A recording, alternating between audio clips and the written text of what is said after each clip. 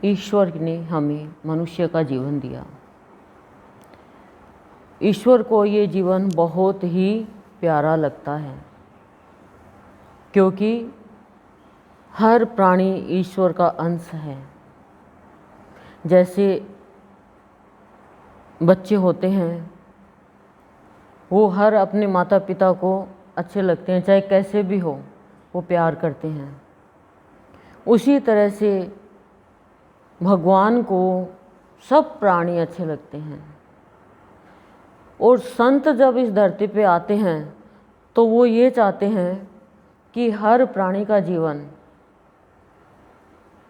ये मुक्ति पाने के रास्ते पर चले, ऐसा जीवन जिए वो। जैसे हम शुद्ध जल का सेवन करते हैं,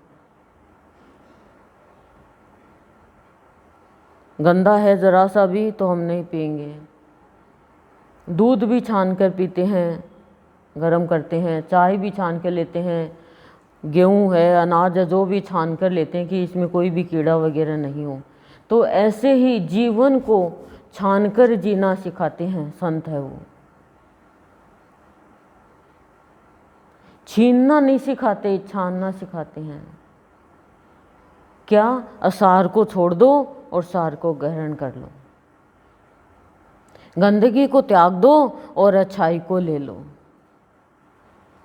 और संत की भक्ति जो होती है वो अक्षय भक्ति होती है, कभी क्षय होने वाली नहीं होती है। अक्षय भक्ति हमें मुक्ति की ओर लेके जाती है, ईश्वर की ओर लेके जाती है।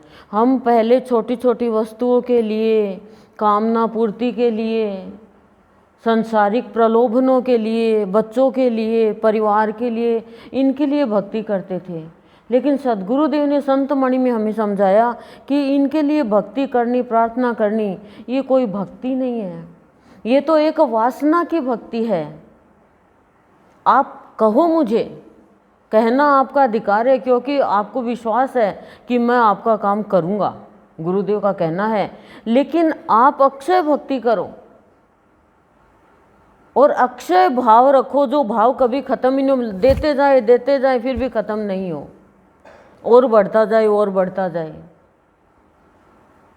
लेकिन वासना और प्यार दोनों जब मिश्रित हो जाते हैं तो फिर समझ में नहीं आता कि प्राणी कैसा व्यवहार करे। वो कई बार दुर्व्यवहार कर जाता है, कई बार सद्व्यवहार कर जाता है। क्यों? दोनों चीज़ मिल गई, जैसे गेहूं और बाजरा दोनों मिल गए। अब दोनों की मिली हुई रोटी खाएंगे तो ना तो बाजरे का टेस्ट आएगा और ना गेहूं का टेस्ट आएगा। बताओ आएगा क्या? आपको कोई उपहार में चीज़ दे, गिफ्ट दे, और आप उस उपहार को सही तरीके से प्रयोग में नहीं ले या किसी और को दे दो, खराब कर दो, तो आपका मन रोएगा कि नहीं रोएगा कि देख मैंने तो मन करके इसको दी।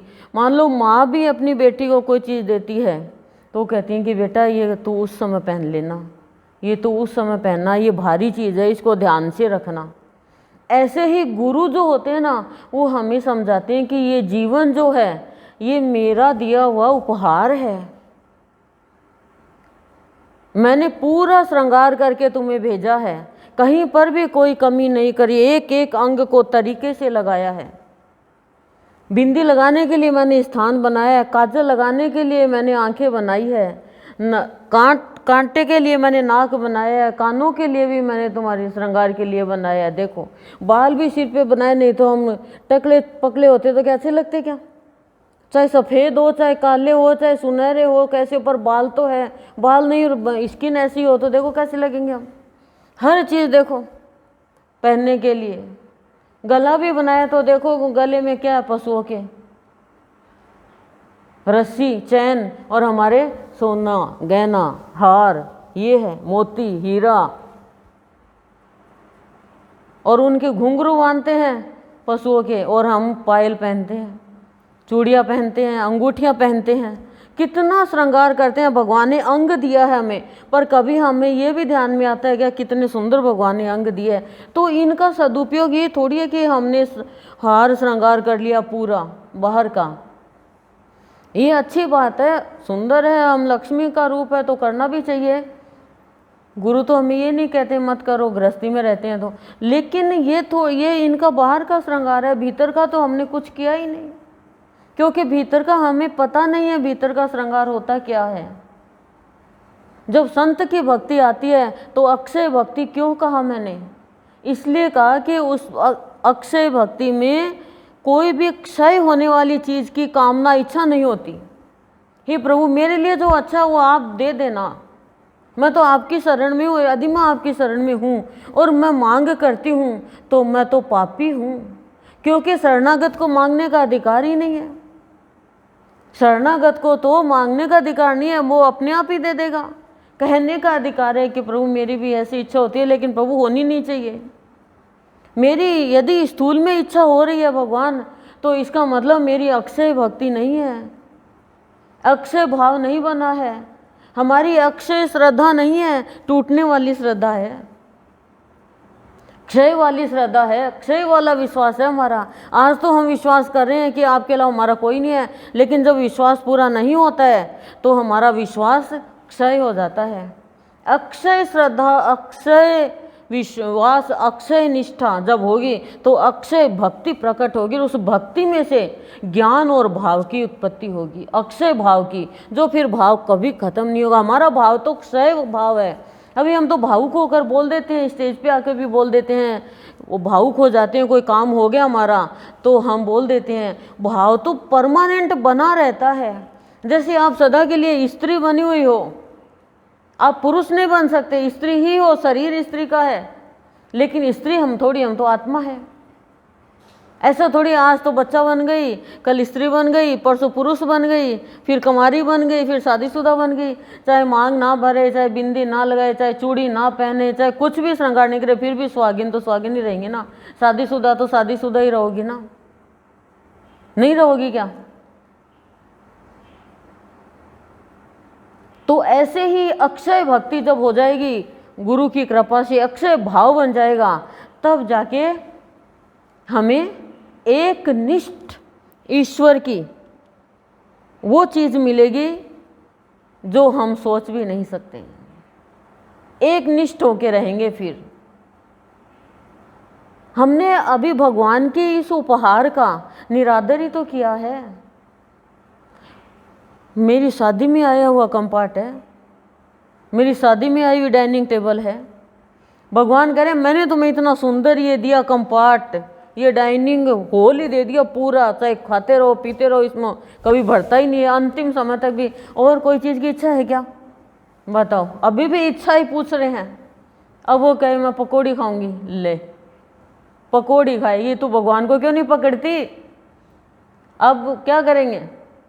इतने में तो प्राण निकल गए, और कहाँ गए? बेसन में गए। अब किस में पड़ेंगे? दाल में पड़ेंगे, बनेंगे और क्या बनेंगे? जड़ वस्तु बन गए। जड़ भरत की कथा इतनी बार कहते हो, लेकिन उसके बावजूद भी मन प्राण तो पड़े रहते हैं संसार में, जाते ही नहीं। क्यों नहीं जाते? क्योंकि हमारी भक्ति अभी पूरी नहीं हो पा रही है ना। गुरु की भक्ति जो है ना, वो गुरु ये कहता है परतंत्र रह के भक्ति नहीं कर सकते। गुरु की भक्ति तो स्वतंत्र होके की जाती है। दुनिया क्या कहेगी, परिवार वाले क्या कहेंगे, इस टाइम हमें जाना है कि नहीं जाना, हमारी जितनी भी हैरानी है, परेशानी है, वो तो ये पूरी करता, ख़त्म करता है ये। हम किस लिए चिंता करें? हमें तो भक्ति करनी है। नहीं तो मीराबाई भक्ति कर सकती क्या? माता बनासा भक्ति कर सकती क्या? गुरुदेव की इतनी भक्त हुई, भक्ति कर सकते क्या? लोग भक्ति करने नहीं देते। जगती और भक्ति का तो बैर बताया है। 100 लोग आपको कह देंगे बहुत अच्छा काम कर रही है, एक कह देंगे बेकार काम करे। उसकी तरफ हमारा इतना ध्यान जाएगा कि हमारा मन खराब हो जाएगा, हमारी बुद्धि भ्रष्ट हो जाएगी, हमारा और चित्त है विचलित हो जाएगा, और मुंह खराब हो जाएगा हमारा, एक के कारण। तो उस एक के कारण ही हमारा जीवन बन जाएगा। 10 की तरफ ध्यान नहीं गया, और ना 10 की तरफ ध्यान जाता, ना 1 की तरफ ध्यान जाता। कोई कर रहा अच्छा कर रहा है तो ध्यान नहीं गया, कोई कर रहा खराब कर रहा तो ध्यान नहीं गया। क्यों? क्योंकि गुरु जो हैरानी और परेशानी जो दुनिया देती है, उसकी हम परवाह करेंगे तो हैरान होते रहो, परेशान होते रहो, विचलित होते रहो।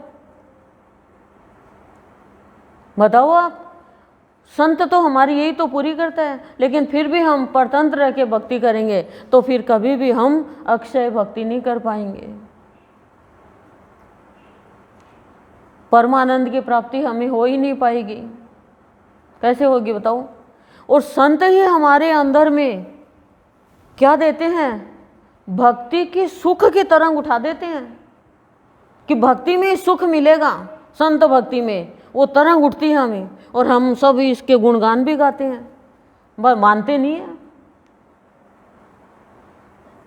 नहीं मानते हैं तो उपहार का निरादर ही करते हैं।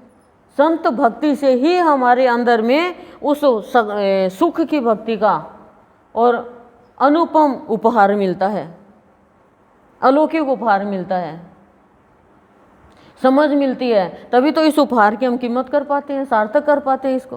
नहीं कैसे कर पाएंगे हम सार्थक बताओ? आंखों की सुंदरता क्या मोटी मोटी आंख होना ही है क्या? क्या अंजन लगाना ही है क्या? आंखों की सुंदरता तो है कि हम उस दृष्टि से देखें जो दृष्टि नारायण की है।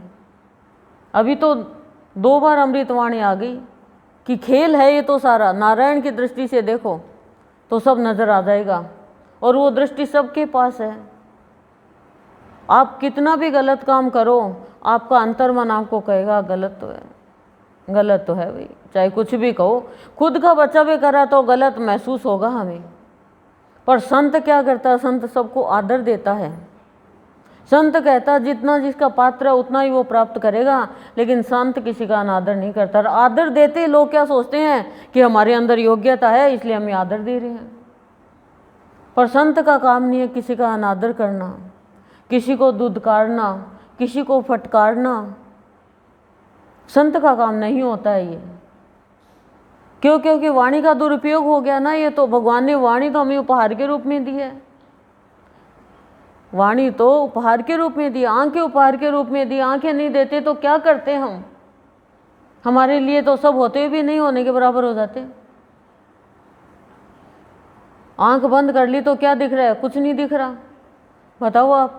तो भगवान ने देखने के लिए दृष्टि दी है, तो किताब देखें, पढ़ें, सबका मन देखे, खुद का मन देखे, भगवान को देखे और ज्ञान देखे। अंदर में, अंदर ही ज्ञान है, अंदर ही भाव है, अंदर ही प्यार है, सब अंदर ही है। लेकिन अंदर तक जाने की हमें ज़रूरत ही नहीं है। जब हमें बाहर बाहर ही सब कुछ मिल रहा है तो हमें ज्ञान की ज़रूरत हो तो हम बाहर अंदर जाएं ना। कैसे जाएंगे हम अंदर? अरे किसी और के अंदर तो नहीं झांक के देख सकते, खुद के अंदर तो झांक के देख सकते हैं ना हम। पर खुद के अंदर झांक के देखने की कोशिश नहीं करते, दूसरों के अंदर झांकने की कोशिश करते हैं। दूसरे की जिंदगी में झांकना ही पाप है, ये देख लो। और बाबा ने तो साफ कहा कि संतों की जिंदगी में झांक के मत देखो। संत तो वो अंगारा है जो ऊपर राख है, झांकोगे तो हाथ जल जाएगा। संतों के तो गुणों से लाभ उठा लो, संतों की तो भक्ति करके और उसको खुश करके ईश्वर को पाने का रास्ता तय कर लो। नहीं तो ये उपहार जो दिया हुआ है ये बार बार आना पड़ेगा यहाँ पर और हार के चले जाओगे। उप प्लस हार, जो भगवान के समीप है वो भगवान का हार बन गया, वो हार जीत में नहीं जाता है। ये बताओ, हर स्थूल के उपहार की हम कीमत करते हैं।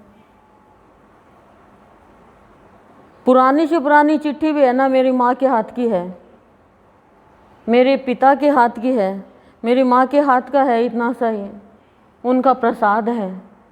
लेकिन ये भगवान का पूरा जीवन दिया हुआ है, भगवान इसके अंदर बैठा हुआ। इसकी कीमत खाली इससे ही थोड़ी है, स्थूल से ही थोड़ी होती है, ये बताओ आप। तो इसकी कीमत जो करेगा वो ही ईश्वर को प्राप्त कर पाएगा। पर इसकी कीमत बस ये सोचते हैं भाई हम तो बहुत है, हमें सम्मान मिले, हम कोई कथा में जाए तो हमारे सामने सर झुकाए। लोगों का सर झुकाने से क्या हो जाएगा? आज सर झुका रहे हैं, कल झुकवा लेंगे वो सर आपका, क्या होगा इसमें? ये बताओ आप। तो जीवन में जो हमें प्राप्त है वो तो गुरुदेव का क्या कहना है कि समझो वो किस कारण से प्राप्त है। आज आपके साथ कोई अच्छा व्यवहार कर रहा है, आपके साथ बुरा व्यवहार कर रहा है, आपके साथ अच्छे साथी है, आपके साथ बुरे साथी है, आपका रिश्ता किससे बना हुआ है, तो उसकी चर्चा करने के बजाय कारण को खोजने की कोशिश करो कि क्यों हो रहा है ये। तो नारायण से पूछें, किसी से बदला लेने में यदि हम जीवन बिता देंगे तो बस ये ही प्लान बनाते रहेंगे, और क्षमा करने में करेंगे तो काम हुआ खत्म करें। और क्षमा तुरंत ही कर दो ना। कुछ कर रहा है, अगला कर रहा है, तो वो कुछ न कोई तो कारण होगा उसका। बिना कारण ही हो गया क्या? बताओ आप, कोई कर रहा करने दो, लेकिन हम क्या बदला लेने में इतना समय का नष्ट करते हैं। आज मैं चर्चा में भी कह रही थी घर पे कि मनुष्य को सोचना चाहिए सत्संग में आकर के, गुरु की भक्ति करके, किसी से भी बदला लेने की सोचनी भी नहीं चाहिए। कोई भी कुछ कर रहा है वो कारण तो सोचे कि क्यों कर रहा है, अगला किस कारण कर रहा है। क्या मेरी कहीं ना कहीं कोई कमी है तो मेरा भगवान यहीं पे पूरी कर रहा है। वो कर रहा तो वही है। उस दृष्टि से देखोगे तो उसमें भी वो है, हम में भी वो है, और करवाने वाला खिलाड़ी भी वो है। ये देख लेंगे तो कभी भी किसी बदला नहीं लेंगे। बुरा सा बुरा व्यक्ति है ना, उसके अंदर के भी भगवान को आप नमस्कार करके चलो, हम नमस्कार करके चले तो कभी बदला नहीं लेंगे। चाहे कोई भी हो, अड़ोसी हो, पड़ोसी हो, सास हो, ननद हो, बहू हो, बुआ हो, बेटी हो, पति हो, पत्नी हो, माता पिता हो, भाई हो, भाभी हो, कोई भी हो, क्षमा कर दो, माफ कर दो, आनंद आएगा। दुश्मनी लेते रहोगे, बदला लेते रहोगे, नहीं होगा। हाँ, गुरुदेव ने कहा भाई विचार नहीं मिलते हैं तो आप उसको कुछ दे नहीं सकते, लेकिन बदला लेने का मत सोचो, ईर्ष्या मत करो किसी से। वो ऐसे ही अपना जीवन खराब कर रहा है, अपना उपहार नष्ट कर रहा है वो ऐसे ही, और फिर आप उसके साथ हो के आप अपने अच्छे दिन खराबी में लेके जा रहे हो। तो क्या किया हमने? जैसे अभी वो एक बच्ची बता रही थी कि अभाव नहीं आए, ऐसा डर ही क्यों कि मुझे तो भाव ही भाव आए। अभाव आने का जब बुरा समय आता है ना, घर पे जाके भी कोई अभाव दे देता है। क्यों दे देता है? कि ये तो भक्ति में आगे बढ़ रही है, अब इसको कैसे पीछे करें, इसके लिए अभाव आएगा। बहुत लोग आते हैं, बहुत लोग आए हमारे पास भी कि आप भी तो ऐसा कर रहे हो, आपका भी ऐसा होना चाहिए। अरे क्या इनमें, भगवान के यहाँ पे हमारा अधिकार है, आप मेरे को गलत रास्ते पे मत चलाओ, आप मेरे को ऐसी राय मत दो। धीरे धीरे धीरे धीरे एक एक एक एक करके कट होते गए। कोई बात होती है, नहीं नहीं किसी के बच्चे के साथ ऐसा मत बोलो। क्यों? आपके भी तो बच्चे हैं, आपके बच्चे के साथ मान लो वो बोले तो आपको अच्छा लगे क्या? वंदना भाई से क्या बात करें? क्योंकि यही बात है क्या वंदना भाई से इतनी भावनिर्जन की अमृतवाणी, वो बात कर लो, भक्ति की बात कर लो, जीवन की समस्याओं की बात कर लो। ये किसी की बुराई करना, किसी को उकसाना है ना, किसी को भड़काना, ये बात भड़काऊ बातें नहीं। किसी के साथ भी करो मत, और आपके साथ कोई करे तो आप वहीं पे उसको बोल दो। क्योंकि पवित्रता वाले में यही बताया था कि आप चुगली करने के लिए आएगी, आप भक्ति की बात चालू कर दो, वो 2 मिनट में भाग जाएगी। पर आपको भी यदि देखो इंटरेस्ट है उन बातों में, तो आप तो रात को सब सोने के बाद में रिजाई में मुंह दे के फ़ोन करोगी, सब चले जाएंगे। अभी ये घर पे है, 2 मिनट थोड़ी देर मैं मिस्ड कॉल दे दूँगी, मिस्ड कॉल दे दूँगी मैं भी। क्यों? क्योंकि उसके फ्री में फ़ोन है। अब हम इंतज़ार कर रहे हैं, जल्दी जल्दी काम कर रहे हैं। मैंने देखा है ऐसा जीवन भी। और फिर तो 1 घंटा, पहले एक बहन, फिर दूसरी बहन, फिर भाभी की कोई भाईली, वो उसकी भाईली बन गई कोई मेले में, फिर एक धर्म की बहन बन गई कुंभ के मेले में, और फिर धर्म की माँ भी बन गई। एक माँ तो थी, वो पाप की है क्या? चलो अच्छा, धर्म की माँ बन गई। और ऐसे करके पूरा दिन क्या किया? अब क्या किया? पूरे दिन फ़ोनबाजी करते रहे। क्या बातें करी इधर उधर, क्या बात कर सकते हैं और बताओ आप। और उनके साथ आप ये कह दो निरर्थक बातों में क्या पड़ा है, फ़ोन आना बंद हो जाएगा, बात होनी बंद हो जाएगी, क्योंकि उनको सहन ही नहीं होता है। सार्थक बातें करें ना कि मेरे से तो ऐसी बात मत किया करो, फिर मेरा दिल चित्त विचलित हो जाता है। थोड़ा बहुत कमाया, वो कमाई सारी उसके ऊपर धूल डाल दी हमने। क्या किया हमने बताओ आप। तो संत की भक्ति जब ऐसी हो जाती है हमारी, देखो हमारे, मैं बार बार कहती हूँ, अक्षय श्रद्धा, अक्षय विश्वास, अक्षय निष्ठा जिसकी होगी वो कभी भी परेशान नहीं होगा, हैरान नहीं होगा। संत भक्ति में अक्षय भक्ति की प्राप्ति करेगा, तब जाके अक्षय भाव की प्राप्ति धीरे धीरे होने लगेगी। और जैसे अक्षय भाव की प्राप्ति होगी फिर मांगना नहीं पड़ेगा, क्योंकि भाव में ही तो प्राणी तर जाता है, भाव में ही वर को प्राप्त कर लेता है, और भाव में ही अपने इस जीवन रूपी उपहार को भगवान का बनाकर श्रेष्ठत्व को प्राप्त कर पाता है। भाव में ही वो नीचे से ऊपर उठ पाता है। देखो जल है, जल है आपको पता है। अब उस जल की बर्फ बनाने के लिए क्या प्रोसीजर है? आप फ्रीजर में रखोगे, बर्फ बन गई, कैसे बन गई? फ्रीज खराब है या बिजली नहीं है तो कैसे बनेगी? ठीक है, फ्रीज भी सही है, बिजली भी आ रही है, आपने फ्रीजर में रख दिया, बर्फ बन गई। ठीक है, अब बिजली चली गई, वापस बर्फ का पानी बन गया। सत्संग किया, अच्छाई ग्रहण करी, बातों को सुना, मन में सोचा, फ्रीज चालू है, सत्संग चालू है, कनेक्शन चालू है, बातों से कनेक्शन हो रहा है। अब बाहर जाते ही सब कुछ पूरा और वापस वासना आ गई, वापस जल का जल हो गया, वापस वासना चालू हो गई। वो तो तुरंत रहना चाहिए। अब आप बताओ क्या होगा? तो फिर नीचे गिर जाएगा प्राणी। भक्ति करता है, दान पुण्य करता है, धर्म करता है, व्रत उपवास करता है, लेकिन विचारों से उठता है फिर गिरता है, विचारों से उठता है फिर गिरता है। क्यों गिरता है? इसने तो मेरे से बहुत अच्छा भजन गाया, इसने तो संतमणि बहुत अच्छी पढ़ी, मैं कैसे पढ़ूंगी? अरे इसने पढ़ी तो ये मान के चलो मैं ही पढ़ रही हूँ, पर ऐसा हम भाव नहीं बनेगा तो भी बनाओ तो सही। सत्संग यही तो सिखाता है। कभी तो लगन होगी तो किसी में भी कमी नहीं है, सब सीख सकता है, सब सीख सकते हैं, कमी किसी में नहीं है। यहाँ पे भाव पढ़ने के लिए पढ़ाई की ज़रूरत है, लेकिन भाव के लिए पढ़ाई की ज़रूरत नहीं है। भाव तो भीतर से उठता है, उसके लिए वर्णमाला की ज़रूरत नहीं होती है, वो तो भीतर से आता है। ताई जी तो एकदम अनपढ़ थी और देखो कितना भाव व्यक्त कर दिया। तो भाव के लिए गुरुदेव ने भी संतमणि बताया, नहीं कोई मैट्रिक पास नहीं है और भाव व्यक्त कर देती है। तो भाव में, भाव के लिए खाली अच्छी सोच की ज़रूरत होती है।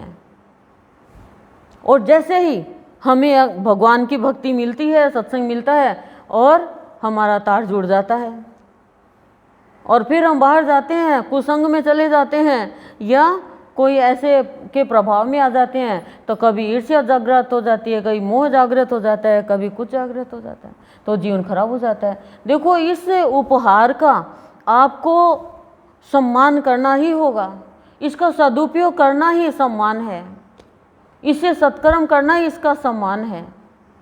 नहीं तो उपहार को हम मिट्टी के भाव गिरा रहे हैं नीचे दुरुपयोग करके।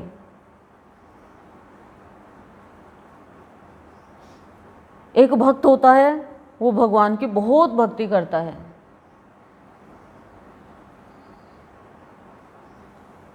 राजा होता है ऐसे तो, लेकिन वो भक्ति में लगा रहता है। तो बड़े बुजुर्ग होते हैं, उन्होंने बहुत व्यवस्था करी खाने की पीने की, लेकिन बूढ़े बुजुर्ग चले गए, पर वो भक्ति में लगा रहा। तो कुछ समय बाद में भूखे मरने लगे पत्नी बच्चे, तो गांव वालों ने व्यवस्था कर दी और उसको दुकान करवा के दे दी। अब वो झूठ नहीं बोलता, सत्य बोलता था, लेकिन कमाई होती गई उसके।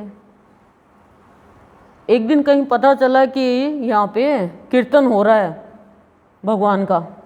अब उसने कहा मेरे को तो जाना है। आप पास वाले व्यापारी सब जलने लग गए, ईर्ष्या हो गई कि इसकी कमाई हो रही है, तो कैसे भी इसका बिजनेस ठप करें, व्यापार है इसका वो। तो उसने कहा मैं तो व्यापार वो कीर्तन में जा रहा हूँ, तुम मेरे दुकान की थोड़ी निगाह रख लोगे क्या?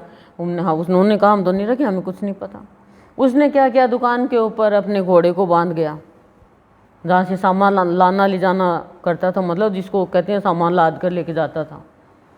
लोगों ने क्या किया, व्यापारियों ने, वो ईर्ष्या करते थे कि ये तो गया ही, उसका सामान तो एक गड्ढे में डाल दिया और घोड़े को खोल दिया।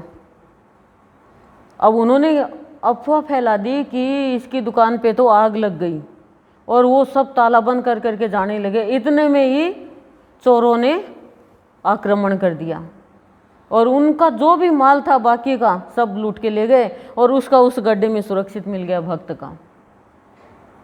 जब वो कीर्तन से वापस आया तो उसका वो घोड़ा जहाँ गड्ढे में सामान डाला था वहीं पे वो घोड़ा मिला और सामान उसका बंधा हुआ था। और फिर वो व्यापारी सारे रो रहे थे कि हमने ऐसा किया तो देखो हमारे साथ क्या हुआ। तो उस भक्त ने कहा मेरा घोड़ा भी बच गया और मेरा सामान भी बच गया। तुमने चाहा कि मेरा घोड़ा तो चला जाए कहीं और सामान मेरा गड्ढे में डाल दिया तो मिलेगा नहीं और आग लगा दी, लेकिन मेरा तो सारा बच गया क्योंकि चोरों का तो आना था, तुम्हारा लूट के ले गए सारा चोर।